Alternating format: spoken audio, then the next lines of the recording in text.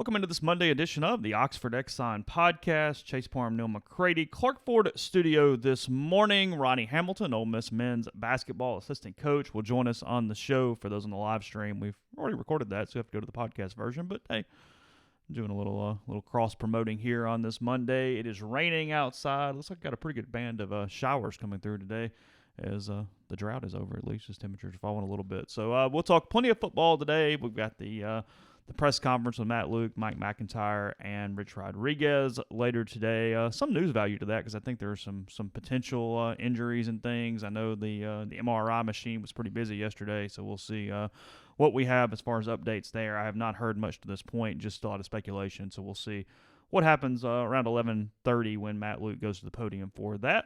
And if you head on over to the Oxford Exxon, they've still got 10 more days of the free gas for a year sweepstakes. You can get that by getting the Mobile Rewards Plus card, at least 8 gallons of gas, and a fill-up, and you're automatically entered into a free gas for your sweepstakes there with the Oxford Exxon and all Blue Sky locations throughout Mississippi. And again, Tim coming to you from the Clark Ford studio. We are Clark Ford's in Amory, Mississippi, 662-257-1900. That's the number. You call it. You ask for Corey Clark. Tell Corey what Ford product you're looking for, and he'll get you a quote within 15 minutes in business hours, right to the bottom line. No hassle, no haggle. You get your quote, and you can shop it around, and you can do what I've done numerous times now, and that's get into a Clark Ford. You'll love the product. You'll love the service after the sale, all of that stuff, and really that's about it. Corey wants to be your truck guy. He wants to be your car guy. People ask, what does that mean? Call the number. You'll start to find out, 662-257-1900. Thanks to everybody that watched our live stream, either live or on a replay yesterday. You can find that up on YouTube as well and pinned on the message board at rebelgrove.com. We talked a lot of football. Texas A&M 24, Ole Miss 17, a game that the Rebels frankly gave away. A&M did not play very well. It was there for the taking. We've talked about that, and we'll do a little more today. I tell you what, Neal, though, I was thinking, and you and I haven't discussed this yet. Okay. I was thinking this morning about how the game was very winnable for Ole Miss. Mm-hmm. The Missouri game, they didn't necessarily give it away, but they were in it. It was something. I mean, you got Vanderbilt that beat Missouri on Saturday. Maybe if Missouri just sucks on the road. They're 0-2 on the road, Wyoming and Vanderbilt.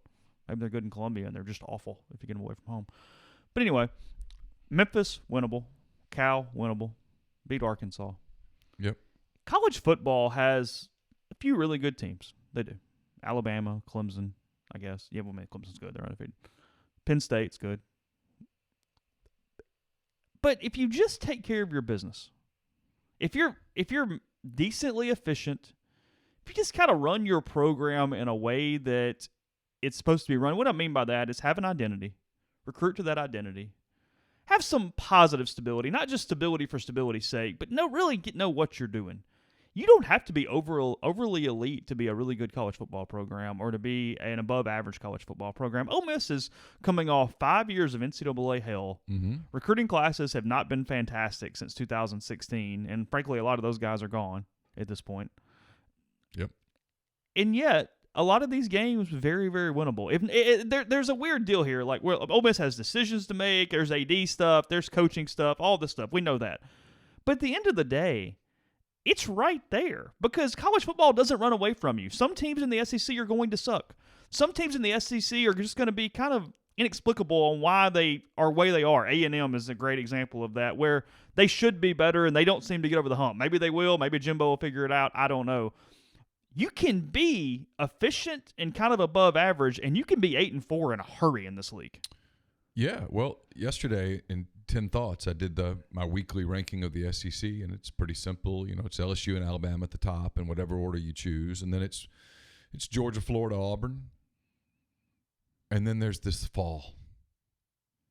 And then it's just a bunch of jumble. Missouri and South Carolina, Ole Miss, and Mississippi State, Kentucky, they've all kind of beating each other. They're all just kind of there. Yeah, you can. It's interesting. Kentucky's a great example. Their quarterback stays healthy. Terry Wilson just stays healthy. Look, they're not good by any stretch of the imagination. They probably go 7-5. If they say they can beat up on the bad teams, and all of a sudden that's kind of their down year because Stoops has done a good job. They maximized it last year with Benny Snell and all those guys. And you can kind of just be okay. I mean, it's kind of the simultaneous conversation with Freeze.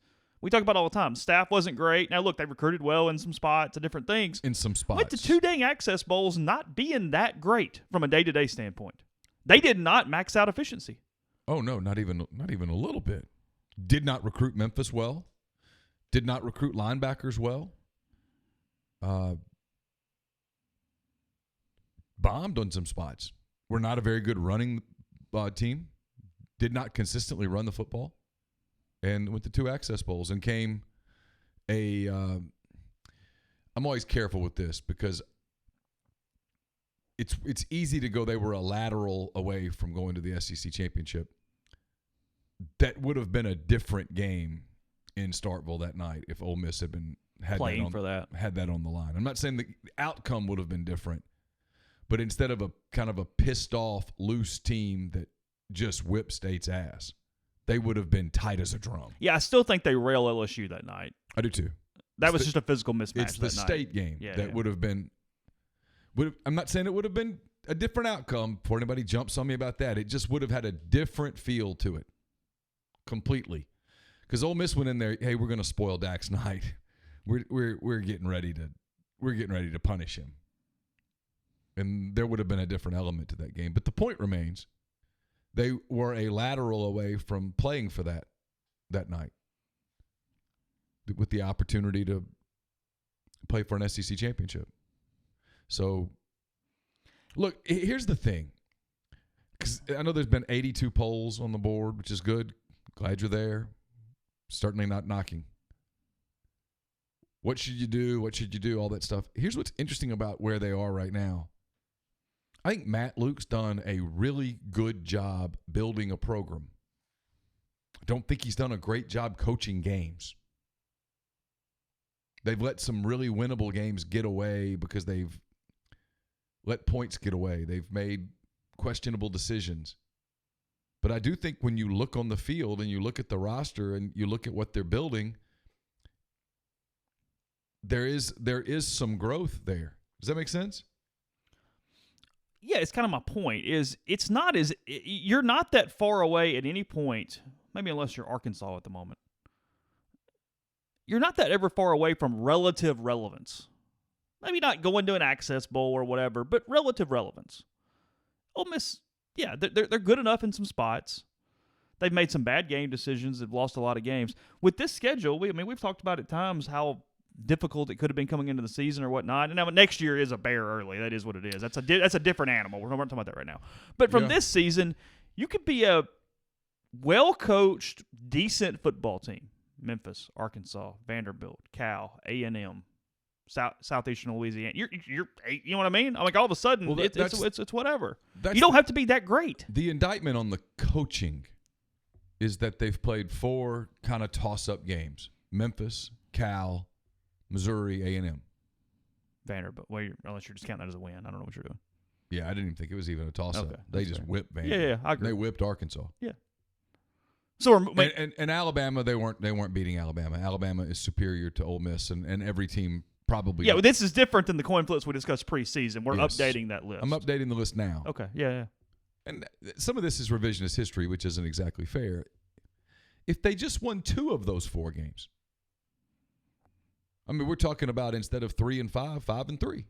New Mexico State's coming. That's 6. That's a W. And so, you know, the state game is for the opportunity to get to 7 wins, and who knows, maybe the Music City Bowl or something. Now, when people say, well, what is that, that's the end-all, be-all, 6 wins, I still tell you, and this is not me advocating for anything, it's just me saying, you're not going to lose a kid because you go 5-7 instead of 6-6. That's not why they make decisions. That's just not how it works.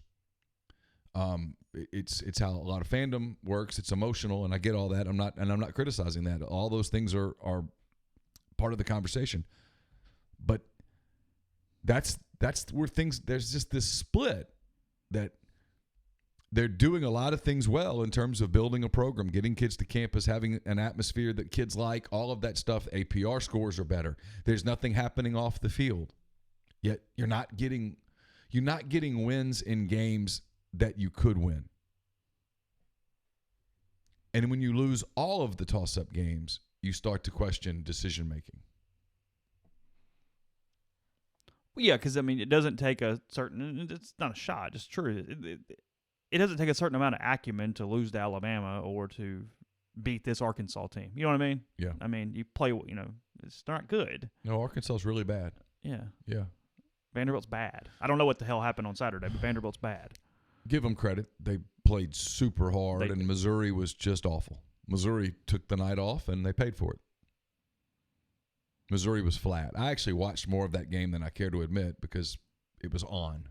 Well, it was kind of close late and whatever, and is what it is. I actually went to it in like the second quarter. Oh, did you really? Yeah, I watched a good bit of it. Ooh. But, Vanderbilt made a change at quarterback, and then he got hurt, and the other kid came in. They played hard. I guess my point is, yeah, if you're anybody other than Vanderbilt and Arkansas, yeah, kind of close. Tennessee close to being okay. You know what I mean? No, sure. I mean, that's the deal. I mean, it doesn't take a lot here. I mean, I don't know if it's a coach change. I don't know if it's not a coach change. I don't know what it is. I mean, it's. Well, I mean, look. We can get to the nut graph here on a Monday morning. Is there going to be a coaching change? Hell, I don't know. I don't know who's making the decisions.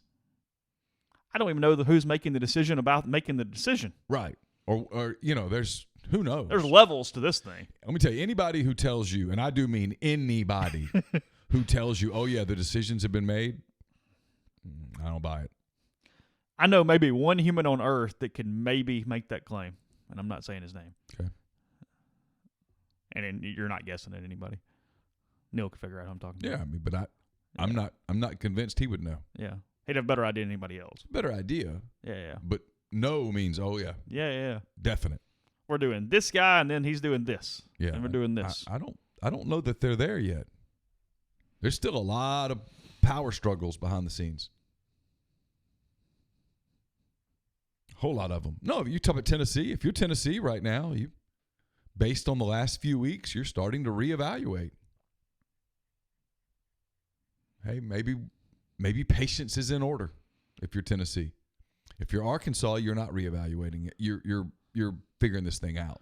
Reading from the chat here, no, it is not Archie Manning. He wants nothing to do with this at this point, I don't think. No. I think Archie'd like to be left alone. Yeah, he's not. He was reluctant the last time. Yeah. He's done. Yeah.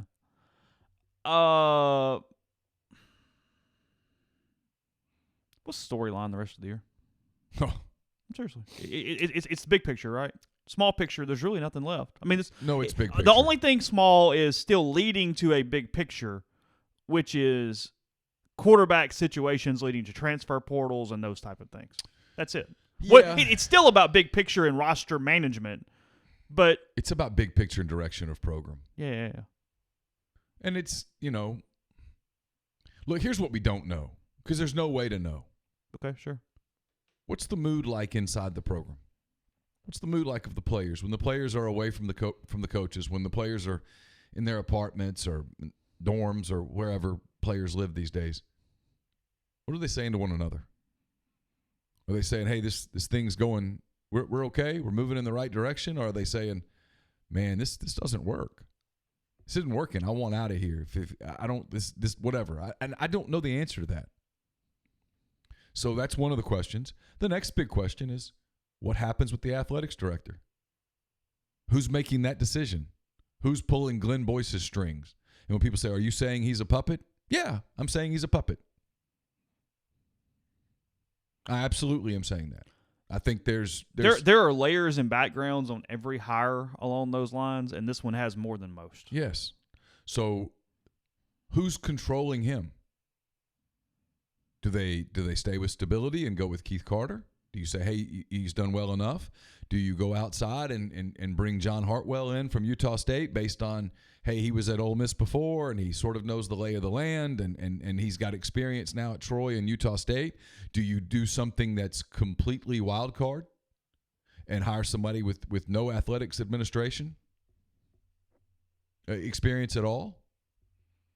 Or do you take a deep breath and conduct a I almost hate saying the words here, a national search where it's actually, a real That's become a buzzword, hasn't it? Where it's actually a real live national search. And I think 3 of those options are absolutely on the table, and I can't say for a fact that the fourth isn't, though I'm skeptical because it's recent history doesn't support that stance. So what happened? We've been burned by going no way. I mean, and do you drag it out? Because look, let's okay. Today is October the 21st. That is correct. Okay, so let's just talk time for a minute. According to my ULM math, we're 10 days from November.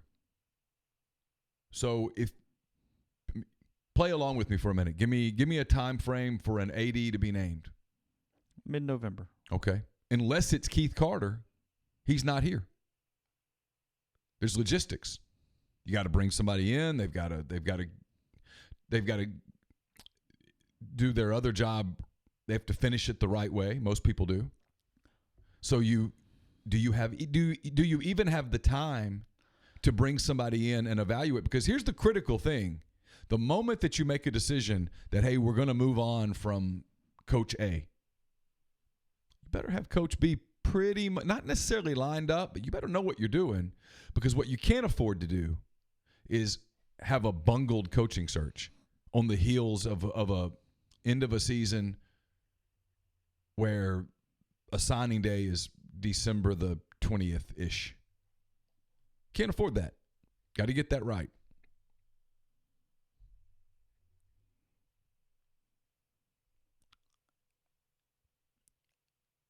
The process, you can know who your AD is right now. Glenn Boyce could get up this morning and go, hey, I know this is the guy I'm going to hire.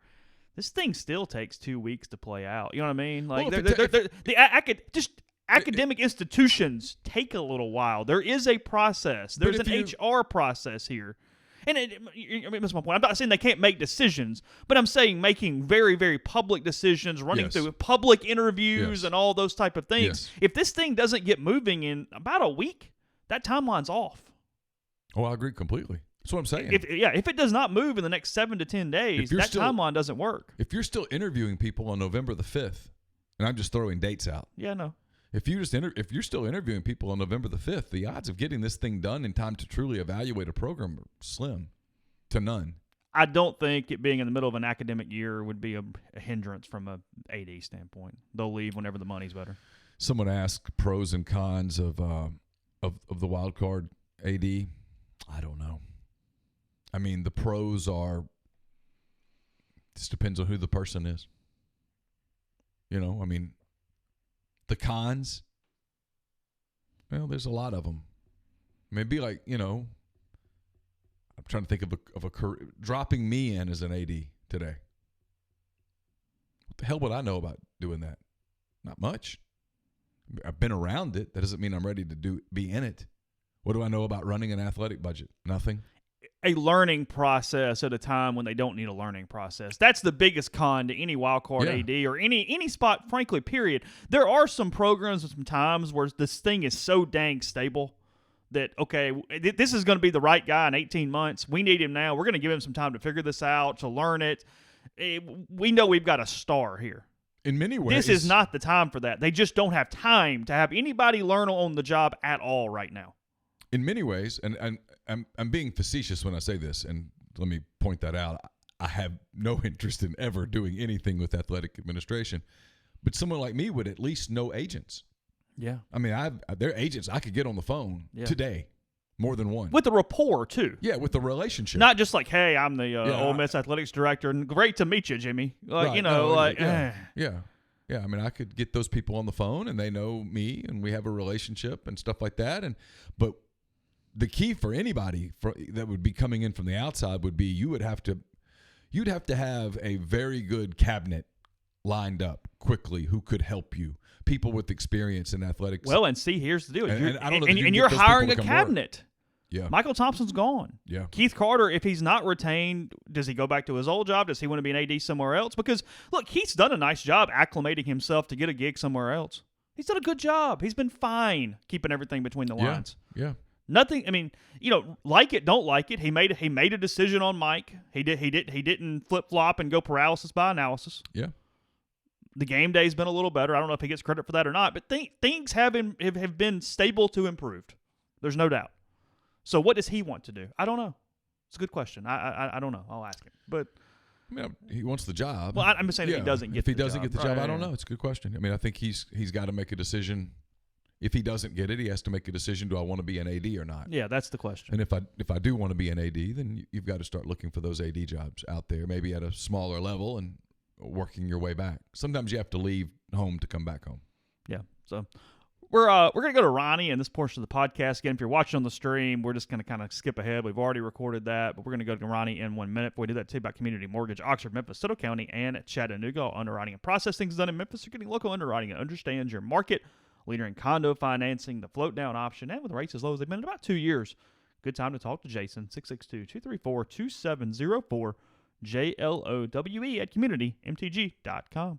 The podcast also brought to you by Grenada Nissan. If you're in the market for a Nissan vehicle, Grenada Nissan's the place to go. They've got a complete selection of new and previously owned Nissan vehicles, great lease deals as well. It's GrenadaNissanUSA.com. Make sure you tell them when you go in that you heard about them on rebelgrove.com or on this here podcast. We're also brought to you by Splinter Creek. It's a gated conservation community. It's located 8 miles southwest of Oxford, 75 minutes from the Memphis airport. The website, splintercreekms.com. The phone number is 601-898-2772. Call that number and you can schedule a tour with Tom Smith, land and home agents. Splinter Creek, 34 lakefront lots ranging in size from 2 to 25 acres. 650 acres of lakes, pine, and hardwood forest, 6 miles of private roads. The lakes are sort of the main streets of Splinter Creek. Each one has a combination of docks and floating piers, pavilions with fire pits, and more. It's really a beautiful property. If you're thinking about retiring in Oxford, moving to Oxford, it's something you should look at. SplinterCreekMS.com. We're also brought to you by Blue Delta Jeans. This week, Blue Delta Jeans, Monday and Tuesday, they're going to be in Washington, D.C. and Fort Lauderdale, Florida. Wednesday and Thursday, they'll be in Richmond, Virginia. And then starting on Thursday through Sunday, they'll be in Tupelo at the Tupelo Holiday Market. So if you want to book a private fitting, you can do that. Book an appointment time, simple. Send them an email, info at bluedeltajeans.com. And they'll take care of you. And then while you have their attention, talk to them about the Gino. They're going to start sewing on Halloween, so it's getting close. Soft, it's comfortable, great group of colors. You don't want to miss this opportunity to reserve your spot in the first run of this great new fabric line from Blue Delta Jeans. And we're brought to you by Dead Soxy. Dead Soxy has you covered with their custom sock program. Click on the custom socks link. They'll walk you through the entire process from complimentary digital mock-up before your order is placed to delivery logistics and even custom packaging. Dead Soxy is your place to create a gift they'll use time and time again.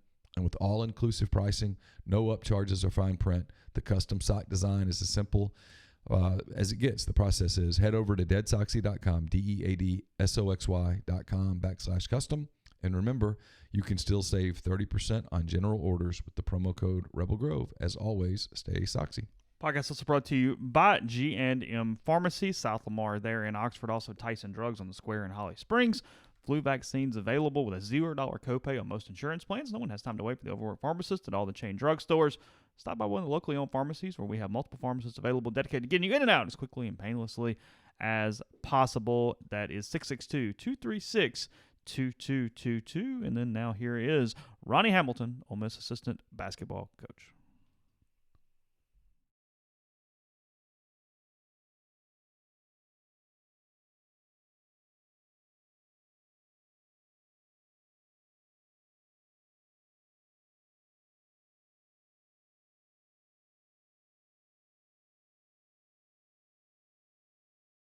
Brought to you by Master Cuts Lawn and Landscape. You know, they get premium lawn care throughout northern Mississippi, but a lot more as well. Everything from custom playgrounds, retaining walls, pool decks, outdoor living spaces with paver patios, forestry mulching, and much more. The patch your dream backyard easier than you think with Master Cuts, 662-607-7773, or that same free quote at gomastercuts.com. The 2019-2020 Ole Miss hoop season just around the corner. Don't miss any of the action of Coach Yo's women's basketball team and Coach Kermit Davis's men's team this season in the pavilion. For tickets, visit OleMissTix.com. That's OleMissTix.com. The Ole Miss volleyball team returns to the Gillum Center on Sunday, October the 27th, as they take on the Kentucky Wildcats at 1:30. Admission is free. More information can be found at OleMissSports.com. The 2019 Men's Hoops Rebel Flex Pass is on sale now for just $199. Receive a ticket to every home game this season with varying seat locations from game to game. This will allow you to experience the pavilion at Ole Miss from all angles. So visit OleMissTix.com and get your Rebel Flex Pass for $199. And join the Ole Miss soccer team on Sunday, October the 27th at 5 p.m. as they host LSU. Admission is free, so bring the family out and enjoy some Rebel soccer. We'll have picks back up on Thursday. I haven't even totaled to see how we did. I think we all did just sort of. I did a hell of a job until the NFL, and I lost both games. Did you? Yeah. There was some psychological I'm aware. warfare there. Yep. That was a brilliant. Sean Payton's a genius. Those picks are sponsored by Southern Craft Stove and Tap, located off Highway 7 and Sisk Avenue. Southern Craft Stove and Tap places an emphasis on food and atmosphere, mixing the quality of fine dining with the come-as-you-are environment, featuring 30 craft beers and offering a high-quality selection of cuisine and libations. Southern Craft Stove and Tap has you covered for any occasion. Join them for lunch, dinner, Sunday brunch, or have your favorites catered out. Catering orders placed online currently receive $25 off any order totaling $100 or more. So avoid the chaos of parking on the square. Head over and experience carefully crafted dishes with your favorite Southern ingredients. Southern Craft Stove and Tap, Highway 7 and Sisk Avenue in Oxford. So we'll look at lines for a second here on the show. SMU thing becoming more real by the day. They are 13.5-point favorites over Houston, where people have basically transferred out all season with Dana not going overly well there in Texas for the Cougars. Mississippi State and A&M, it's a winnable game probably for either team in College Station on Saturday. A&M, 10.5-point favorites over the Bulldogs. Ooh. It's a big line. Yuck. Moorhead's trying to win press conferences. That's about it. It's reaching. Moorhead feels like he's just trying to get to the finish line. Do you? You think every week it's just let me try to yell and scream and pull some heartstrings and let's get through one more. You know, there were a couple of marathons that I ran, especially the last one, where about halfway through it, I said, to hell with it. I'm really not worried about my time. I just want to finish. Just get to the finish line. You get the medal either way. I get the medal. He gets the money either way. They're going to hand me a beer, and I'm going to get the hell out of here. You know, there were times when I was like, I'm really going to try to break 4 hours. I'm really going to try to break 4 hours. Where you were pretty locked in the whole way. He feels like he's the guy that said, you know, I was going to try to run this thing in 4 hours. What the hell? 5:15's okay. It's all right. Nobody's going to give a damn in the future. The medal's the same medal. Yeah. I'm going to Rutgers. Who wants to go to Rutgers? He does. To get the hell out of Starkville. To reset his clock. It's not a Starkville joke. I don't think it's a Starkville thing. I just think it's a fit thing. He's a terrible fit. Yeah. And they tried to force it. They wouldn't let him just be a different fit. And frankly, look, it's not Nick Saban levels of success. It's hard to replace Dan Mullen. All seriousness. No joke, whatever. It's hard to replace Dan. Oh, sure. It's very hard to replace Dan Mullen. He's good. There was an expectation that it's just seamless. That was never real. It was never possible. No. Absolutely not. They had a great fit. I mean, Dan Mullen, and it took time, and he had to catch a couple of breaks. Mm-hmm. And look, Moorhead might catch a break or something here soon, and it suddenly becomes a fit, and it organically works. Mullen kind of ended up working there organically. Mm-hmm. He was just hokey enough. They let him kind of be himself enough, and it was what it was. I mean, and then he beat Ole Miss in 09. And I always go back to this. If that son of a gun lands Cam Newton, now what would have happened is he wouldn't have been there that long. Yeah. Because they might have won the whole dang thing. They might have come so close or won the whole thing, and then he's out, which is probably – that's exactly – because that was Cam and Nick Fairley and a bunch of dudes. Yeah. Yeah. I mean, I know Cam's a freak show today, but back then he's one of the best college football players I've ever seen. He might be the best college football player I've ever seen in person that day. Ole Miss actually played fairly well that day against And Cam. Just no shot. Yeah. Actually had a plan and did some things, and it just didn't matter. Yeah. They wore gray that day. Remember the all gray uniforms? Yeah. That was the all grays. Yeah. Speaking of Rutgers. Well, I pissed off some people. I said, well, this will help recruiting. Oh. Baseball got rid of those too. They used to have the gray caps with the blue bill. They got rid of those. I haven't seen those since like Lance Lynn. Liberty in Piscataway or wherever that stadium is in Rutgers. You're just trolling. Now. Liberty and Rutgers this weekend. Liberty a touchdown favorite to be bowl eligible. See, this is what bothers me. Yeah. You troll and everybody's, oh, Chase, great guy. Just love Chase. Chase is awesome. I troll just a little bit. It's like you're such a blank. I'm just reading lines. You mentioned Rutgers. You led me right in here. Yeah. You did. Yeah. It's called a segue. Yeah. We talked about it in the pre-show. Neil goes, look, got a Liberty Rutgers line. Yes. Got to talk about that thing. Such crap. He's like 4-0 since he got out of the dentist chair. Novocaine. Is he still in the dentist chair? I don't think so. I don't know. Are we out of that? Yeah, we're not talking about it. So it's either become so weird that it's in like the Bill Simmons Tyson zone, or I don't know. Yeah, no clue. I have no idea.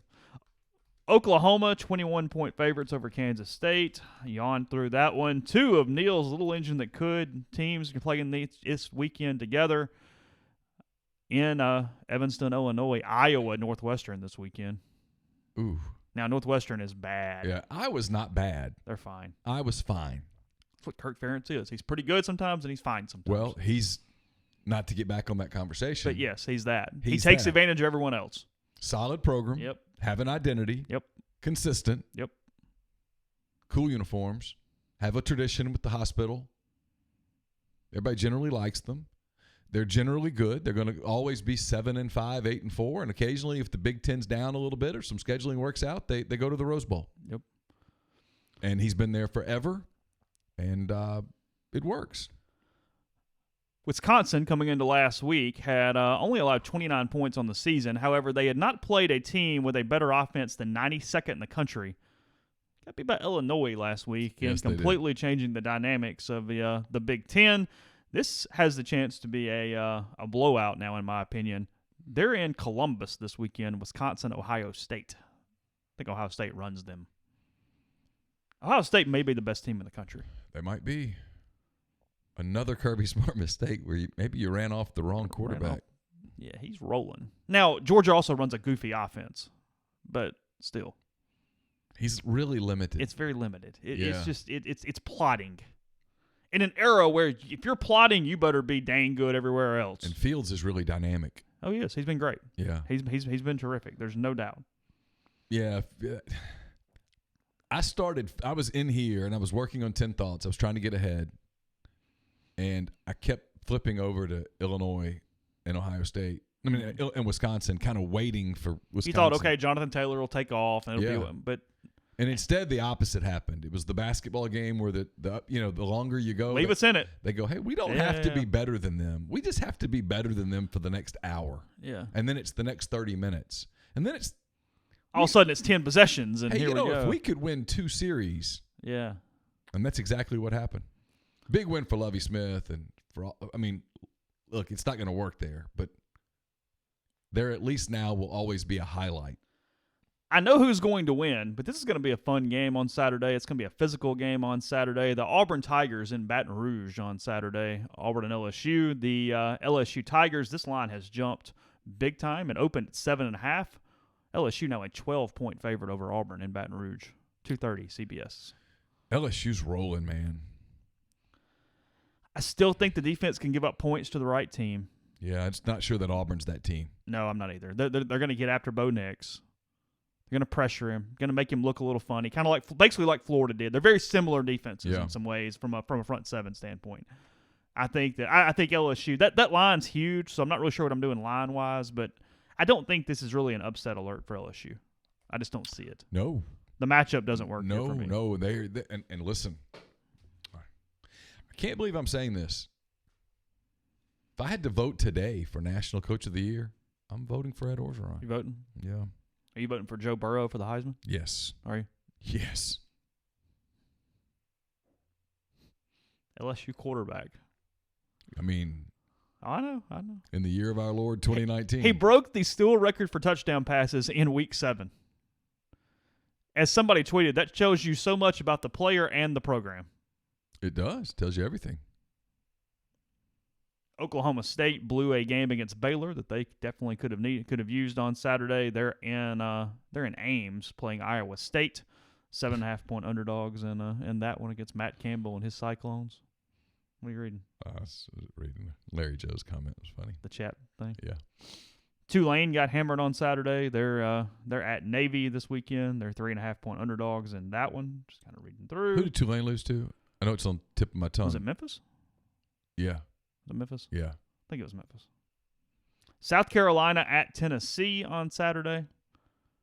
3 o'clock for this one. South Carolina, a 4-point favorite. Tennessee covered, played okay. They did Tua fine. was hurt. I They don't know. They did fine. A big game for them, though.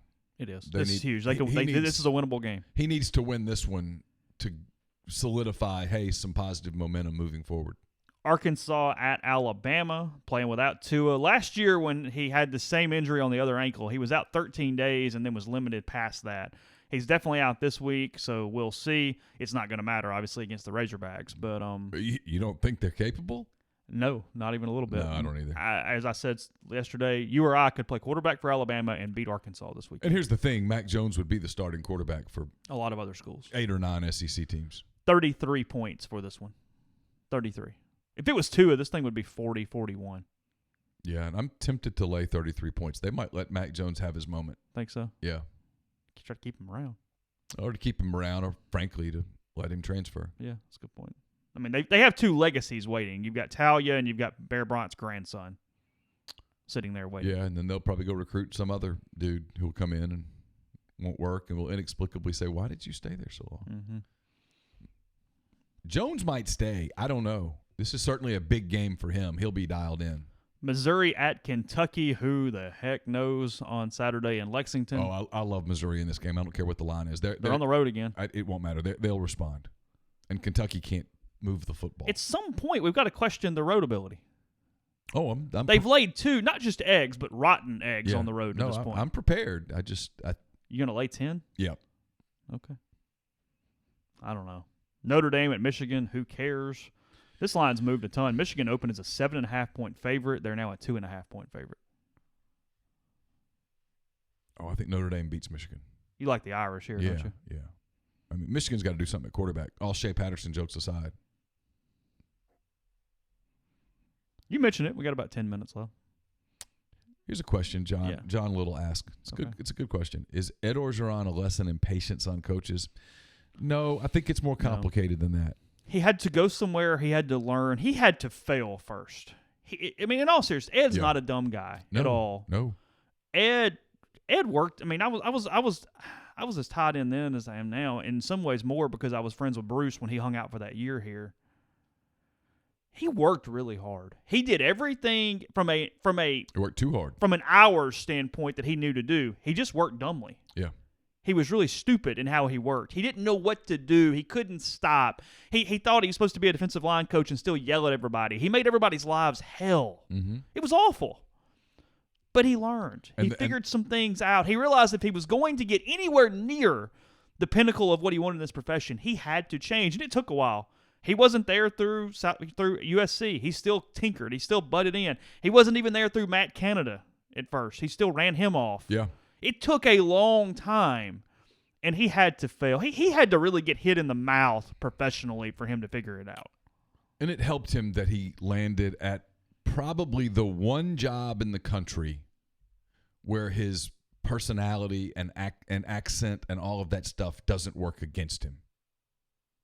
He's not a laughingstock there because he sounds like them. Not all of them, obviously, but enough of them. And he wasn't accepted until now.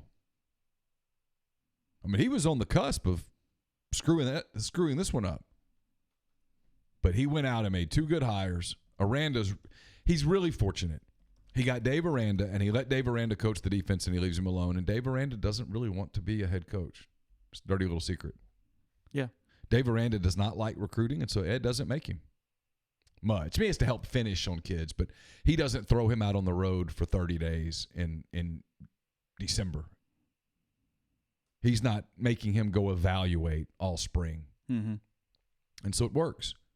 And he went out and hired this kid, 29 years old, to come in and run the offense. And by God, they're letting him do it. They're letting him do it. And so it lets Ed then do the things that Ed does really well. Recruit, motivate, and he's gotten really good with media, shockingly. Because I think he's learned to laugh at himself. Staying inside the state for the last couple of minutes.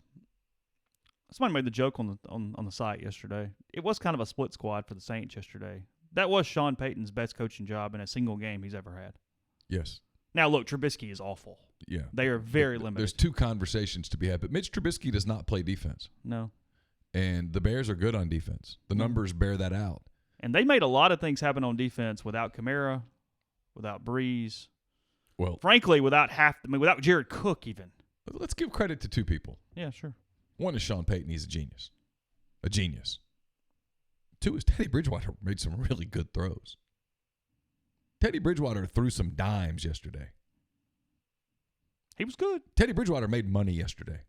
He's better than some starters in this league. He was better than the starter on the other team. Yeah. Sean Payton might be the only guy who could get anything out of Mitch Trubisky. I'm not convinced they're not just going to pay Teddy and keep him. Well, he seems happy there. Yeah. I mean, Breeze isn't going to be here another 5 years. I do wonder why the Saints are so eager to rush him back. Yeah, I don't play him against Arizona this week. No, hell no. You've got a bye week. Play him against Atlanta. And Atlanta sucks. Play him against whoever. I don't know. I mean, you have to get some rust out. You got to play him at some point. But I play him after the bye week. I hold him one more week, and I play him against Atlanta. That's what I've kind of been saying all along. You're going to win either way, probably. Right. Because they suck. But no, I mean, it says volumes for both of those people, Bridgewater and Payton. I thought Sean Payton looked yesterday like he was having more fun.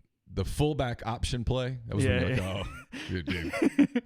You're thinking on a different level. Nobody does that stuff in the NFL. Yeah, it's fun. I mean, he's got Taysom Hill. They're such jerks, though. Like, they're my jerks, but my gosh, they're jerks. They're jerks. He's taunting Cohen. The two defensive guys are holding him up, measuring him. Yeah. I mean, they're such assholes. I mean, it's they're easy to hate. It's what's funny. It's been a transition because when they come back after Katrina and they get to the Super Bowl in 2009, and in a lot of ways they had kind of supplanted Dallas or whomever it really is because it's not Dallas. It's kind of America's team. Easy to root for. Breeze is likable. Yeah, you want to see good things happen to them. There's a little evil empire to them now, even though they're still a small market. New Orleans is fun, whatever. But Peyton is maybe the easiest coach in the NFL to hate, not named Bill Belichick. Yeah, it's fair. For whatever reason, I mean, and maybe it's because I'm a Louisiana kid and I like the Saints. I do. I find them to be just fun. They're kind of fun. If you told me, all jokes aside, hey, you can only watch one NFL team all year, Saints. Yeah, they're fun. I mean, they're creative as hell. I'm very uncomfortable still trying to win with running the ball and defense. It's not something I'm really used to here, but that defense is real. Oh, it's very, very good. It's very real. It's very good, and they. Was the backup running back yesterday? I can't think. His name's escaping me right now. Seriously. Anyway, Why'd you say that? I don't know. He was good. Latavius. I can't. Murray. Yeah. Shit. Okay. They got a lot out of him yesterday. They spread the football all the time. And Bridgewater's been terrific, and they're good up front. I mean, that deal yesterday, if you're around the league, you're, whoa, uh-oh. If he comes back healthy. Chase, I'm not sure he has to come back. I mean, I know he's going to. I think Sean Payton could get Teddy Bridgewater to the Super Bowl. Do you really? I do. Now, the NFC's good. The Packers are real. Yes. The 49ers are probably real. No, it's time to say they're real. Yeah. It's time to say they're real when you watch them dominate a game the way they do. Seattle's still very good. Yes. I get they've played well. The Rams are still scary if they get in. Yeah. I mean, they're the Saints' one loss. I'm not discounting that. They beat the crap out of them that day in L.A. But they're less scary than they were a year ago. They are. No doubt. The Vikings are good. The Vikings are good. Cousins done a nice job. Yeah. I don't think they're a Super Bowl team. But I mean, the NFC playoffs could be pretty fun. It's real for 4, 5, 6 teams. Oh, for sure. The NFC playoffs will be awesome. Yeah. If you don't have a stake in them. I mean, a Green Bay New Orleans game for the NFC title would be fascinating. Yeah. So, all right, we'll tape a Mind on My Money podcast tomorrow. It will be sponsored by Pinnacle Trust based in Madison, Mississippi. They've got clients in more than 20 states, advisors in several states as well. What they do is they provide detailed, specialized investment management, financial planning, retirement planning for individuals and businesses, and much more. They treat investing like a commodity. Decisions are made using objective information and research, not emotions. So regardless of your level of wealth, Pinnacle Trust will sit down with you, listen to your goals, study your expenses, and put forth a comprehensive, detailed financial and retirement plan built just for you. It's pintrust.com. We're also brought to you by the Westin Jackson. I'll be asking for mailbag questions later this morning. It'll be brought to you on Wednesday, and it's sponsored by the Westin Jackson. It's home to Soul Spa. It's also home to Estelle Wine Bar and Bistro. It's a Marriott property in downtown Jackson. I highly recommend it. We're also brought to you by John Edwards, Regency Travel Incorporated in Memphis. Whatever trip you're thinking about, if it's something you want to make it special, you want to make it one that you and your family will always remember, get in touch with John. Give him some parameters. Give him a budget. He'll give you some options. You don't have to live anywhere near Memphis to take advantage of his services. It's 901-494-3387 or send him an email, jedwards@regencytravel.net. First-time clients can save $50 off their first booked trip just by telling John you heard about Regency Travel on the podcast. We're also brought to you by Harry Alexander. Harry's an Oxford-based RE/MAX Legacy Realty agent. He's a big part of Savannah Square. It's a new 9-acre development, 0.7 of a mile from the Oxford downtown square. There's different homes in different stages of development there. If you want to check those out, you want to see the model home at 215 William Street, get in touch with Harry, SavannahSquareOxford.com or 662-801-5621. And last but not least, we're brought to you by Oxford University Bank, OUB, locally owned and operated right here in Oxford. When you deposit money at OUB, that money and the majority of the bank's profits go right back into the Oxford community. OUB offers its customers Kasasa, which is a cash checking account, gives customers 2.5% interest on their balances up to $50,000 and refunds ATM fees nationwide. They also have a commercial checking account now paying 1% interest as long as you keep $10,000 in the account. It comes with fully interactive online banking. To learn more about OUB, check out liveoxfordbankoxford.com or call 662-234-6668. OUB is FDIC insured. Another podcast tomorrow. We'll be back then. In the meantime, plenty of things at rebelgrove.com, including press conferences coming your way later today. We'll talk to you on Tuesday.